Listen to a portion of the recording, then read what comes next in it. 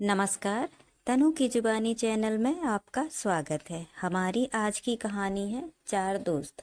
ये कहानी चार पक्के दोस्तों के बारे में है।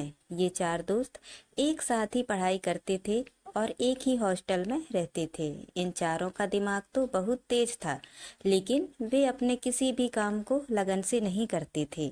ये चारों किसी भी काम को पूरा आखिरी समय पर ही करते थे। पढ़ाई भी ये चारों परीक्षा के अगले दिन ही किया करते थे। इसी वजह से उनका कोई भी काम अच्छे से ख़त्म नहीं होता था और परीक्षा में भी उन्हें अच्छे परिणाम नहीं मिलते थे। इसी हॉस्टल में एक शिक्षक ऐसे थे जो कि इन चारों दोस्तों को अच्छे से जानते थे। टीचर जब इन्हें पढ़ाने आते थे तब वे अपने साथ एक तांबे का लोटा रखते थे जिसमें वो पानी पिया करते थे। इस शिक्षक को एक आदत थी कि वो अपने तांबे का लोटा हर रोज मांजते थे। इसी वजह से उसका तांबे का लोटा हमेशा चमकता रहता था। एक दिन जब ये शिक्षक हर रोज की तरह अपना तांबे का लोटा मांज रहे थे तब इन चारों दोस्तों ने शिक्षक को देखा और उनके पास जाकर उनसे पूछा कि गुरुजी, आप यह लोटा हर रोज क्यों मांजते हो? इसे हफ्ते में या महीने में एक बार मांजो तो भी क्या फर्क पड़ने वाला है। पहले तो शिक्षक ने इन चारों की बात ध्यान से सुनी और फिर कहा, तुम चारों शायद सही कह रहे हो। मुझे यह तांबे का लोटा हर रोज नहीं मांजना चाहिए। अब से मैं इसे हफ्ते में सिर्फ एक बार ही मांजा करूँगा। फिर शिक्षक ने कहा, अच्छा सुनो, क्या तुम मेरे लिए एक काम कर सकते हो? चारों ने कहा, हाँ बिल्कुल। तुम इसे हफ्ते में एक बार मांज दोगे? चारों ने खुशी खुशी इस काम के लिए हाँ कर दिया। एक हफ्ते के बाद शिक्षक ने अपना तांबे का लोटा इन चारों को मांजने के लिए दिया।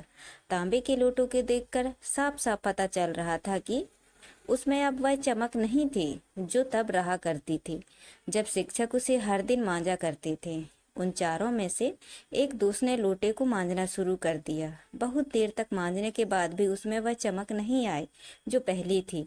बाद में एक एक करके बाकी के तीन दोस्तों ने भी इसे मांजना, तब जाकर कहीं वो लोटा चमका। शिक्षक को लोटा वापस करते समय चारों दोस्तों ने यह माना कि इसे हर दिन मांजने में ही समझदारी है। ज़्यादा दिन हो जाने पर अपनी चमक खो देता है और ज़रूरत से ज़्यादा इस पर मेहनत करनी पड़ती है।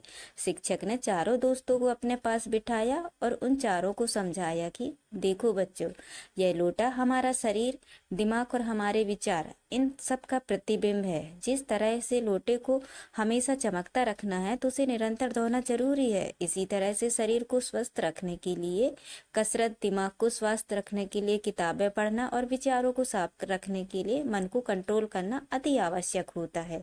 उन चारों दोस्तों को अपने शिक्षक की बात अच्छी तरह से समझ में आ गई। उन चारों ने अपने सभी काम नियमित और समय पर करने शुरू कर दिए। फिर वो चारों कभी भी किसी भी काम में या फिर परीक्षा में असफल नहीं हुए। जिस तरह बूंद बूंद से घड़ा भरता है, उसी तरह हर दिन निरंतर कोई काम करने से हम उसमें माहिर हो जाते हैं और फिर हमें उस काम में कोई भी हरा नहीं सकता है। तो दोस्तों, ये कहानी आपको कैसी लगी? लाइक और कमेंट करके जरूर बताएं और चैनल को सब्सक्राइब करना ना भूलें। धन्यवाद।